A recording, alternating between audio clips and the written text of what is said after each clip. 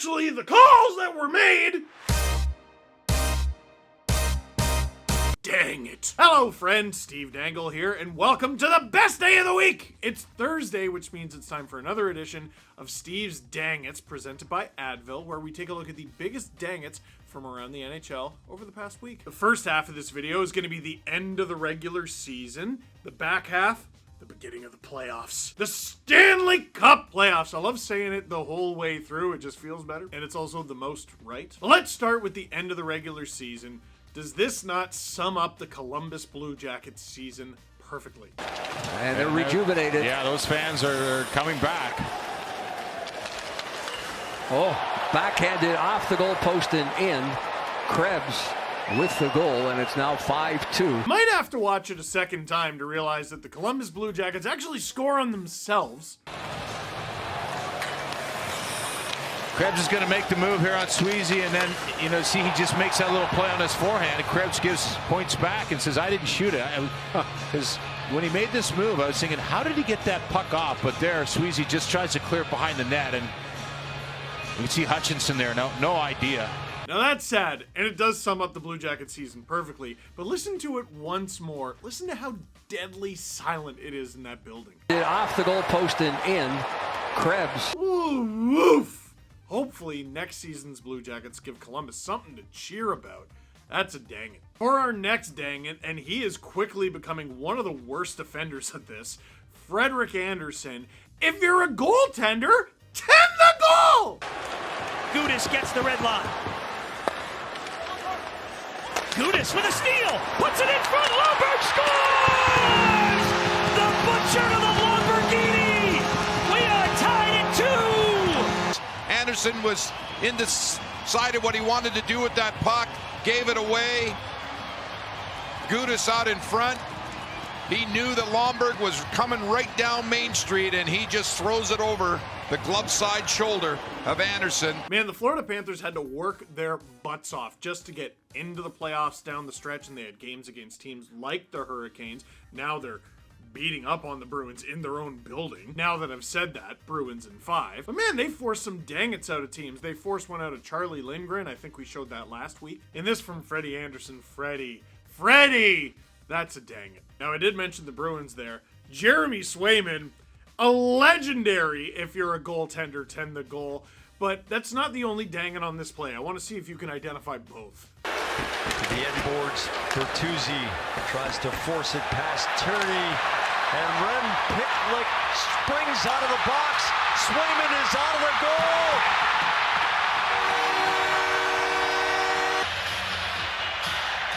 Tough break for David Pastrnak at that right point. Just jumps over his stick. He had all kinds of time and space to make a play. A little hesitation on the part of Jeremy Swayman allows Pitlick to get to his puck. He came right out of the penalty box. Not sure why he passed it. What are the vast majority of the people in that clip doing? It's enough to make me need an Advil. See, so Jeremy Swayman comes way out of his net to play the puck, to try to get to the puck in time before the attacker, who is Rem Pitlick in this case, and it doesn't work. It's a dang it, but it's the sort of dang it you can understand. You can say, well, he was trying this, it didn't work, ah well, but if it did work, here's what could have happened. Why does Rem Pitlick pass this puck? He easily could have tucked this in himself. Instead, he passes to a teammate and then cuts in front of the net that his teammate is shooting at and has to jump out of the way. This was a dang it on Jeremy Swayman, but if Rem Pitlick ends up blocking this shot, dang it of the season, potentially. Hilarious stuff. Please give us more. That's a dang it. And now, the playoff dang-its so far. We're only 3 days in. This one is much more of an LOL dang-it. Tyler Bertuzzi sees Nick Cousins' stick and decides he likes it so much that he's going to keep it. And he's going to get tied up here with Nick Cousins, so he just takes his stick into the bench. Cousins wants it back. Bertuzzi says, you can't, and now I'm going to try and break it. Now, he couldn't break it. It bounced up, so he's like, nah, I'll just leave it right here, and the linesman ends up coming over and shuttle. Now, in Tyler Bertuzzi's defense, the NHL has taught him that this is perfectly allowed. The Bruins are allowed to just break their opponent's stick. Look at Brad Marchand and Cam Atkinson from a few years ago and have zero repercussions for it. It didn't take that guy any time. He settled right in on that team. Picked him as my sleeper in my pool. With this little play and the Bruins' dominance after Game 1, you know Nick Cousins was thinking, dang it. And then, of course, they won Game 2 in a big way, so welcome to playoff hockey. This next dang it is a collection of them. The Edmonton Oilers blow a 3-1 lead to lose Game 1 of their series with the Kings in overtime. In the regular season since he came into the Kings lineup. A scramble draw here. The puck was available. Kempe takes it and he scores! Kempe with his second of the night again, putting the Kings within one. Line, Doughty to Danault, shooting, and he missed. Arvidsson. Now Doughty ahead to Kempe. Arvidsson and Doughty exchanging passes. Arvidsson moving up. Backhand dish, what a pass! And the Kings score, and this game is tied with 16.7 left on the clock. Trolling to Arvidsson. They trade passes. It's Doughty now from up top.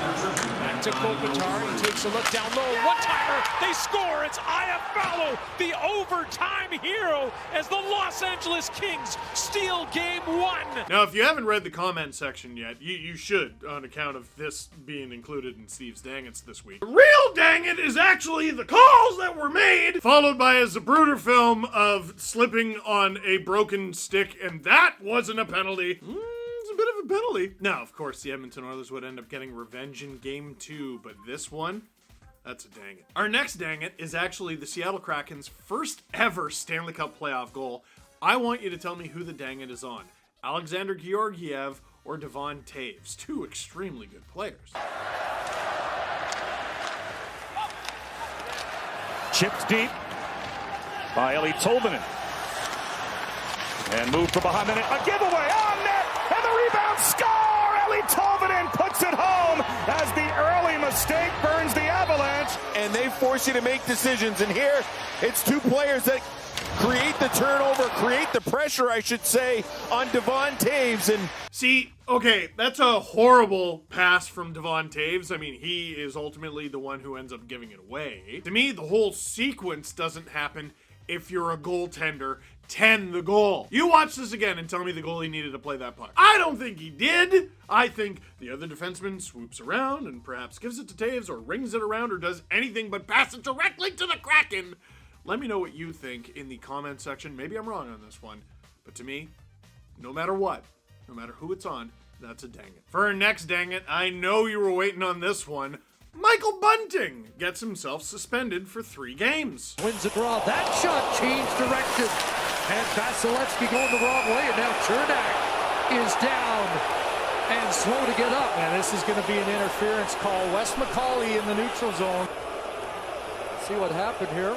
There is interference was the call. The question is going to be, is it contact to the head? And watch Bunting there as he gets Chernak, and his reaction is huge. And the play is under review there. It did look like the elbow right up into the chin as Chernak went down. You can see Frederic Lecourrier was in the corner. He didn't react and didn't see it. It was Wes McCauley who was about at center ice available. And this is going to be a major. After reviewing the play, the call on the ice is confirmed. We have a max penalty for a legal check to the head. Dude. Now, some people have said that this suspension is perhaps a bit too harsh. Maybe so, based on suspensions from recent memory, but this is probably how it should go. Like, you can't be beaning an unsuspecting opponent directly in the head. We should probably be doing away with that. And dude, even as a Leaf fan, I knew it was gonna be a game misconduct minimum the second it happened, and I can prove that because you can see the clip on Watch the NHL on Sportsnet with Steve Dangle. Oh, I gotta see this again. You could see John Cooper looking down at I mean, Chernak's been injured since before this game began, obviously. What are they discussing right now? Oh! Did Bunting hit him in the head? Oh, yeah. No, that's definitely interference. And I think they're having the old, yeah, Mike! You can see Frederic Lecourrier was in the corner. He didn't react. And they're reviewing it. Wes McCauley who is about at center ice. You blew it. Kid, you blew it. Mike, indeed. That's a dang it. And even bigger dang it, the Leafs lose in a huge way in Game 1 against Tampa on home ice. And en route to that loss, the Leafs gave up a goal in the final 3 seconds of a period twice. Point side of the net, the backhand stop. Warren up with it. Leaf fans anticipating a pulse. Scores! Kucherov, a blast with 2.6 to go. Here's the takedown there. Killorn loses his balance, but he knocks down Giordano. Now you're a little bit disorganized to the outside. Giordano can't get in that shooting lane like he often does. And Sergachev with the hard pass and the one-timer up and over. Lead ahead for Stamkos in the dying seconds here. And the Leafs able to kill the first penalty. Kucherov back in, front of the net, backhand, scored! He knew the clock was going down, just trying to get out of the period, and Point gets this pass from Kucherov, and just sliding across, Samsonov moves, 5-hole open, so the big guns on the power play have taken over this game for Tampa. There's a rolling puck that slides almost on edge as well, and there's the official clock, and no question, that one's going to count. When it rains, it pours. That's a dang it. For our next dang it, Sebastian Aho scores against the New York Islanders. No, not that one, the other one. Parisi had it bounce to him. Parisi centering, looking for Pajot. Burns and Aho intercepts. Can't help but think that this sustained penalty kill is giving confidence to the Islanders. Oh, it bounces in, they score! On a broken play, just as it looked like the Islanders were generating momentum. Inadvertent play, you're going to see this. Tried to get chipped in, and it's Sebastian Aho that bats this into his own net. Here it is, the chip in, and he turns and whacks at it, and Sorokin has no idea. And boy, we know how good Sorokin is. It took a flummoxed shot like that to get by him. That's so tough for Ilya Sorokin because it looks like a total floater, but he's not expecting that puck at all. Not coming from there anyway. And it's bonus points that it's not from Sebastian Aho, finished forward for the Carolina Hurricanes, but it's from Sebastian Aho, Swedish defenseman for the New York Islanders. Hilarious. That's a dang it. So that is it for this edition of Steve's Dang It's presented by Advil. Thank you very much for watching. Click like if you like this video. Click subscribe if you really liked it. Tell all your friends. Playoff hockey. It's the best.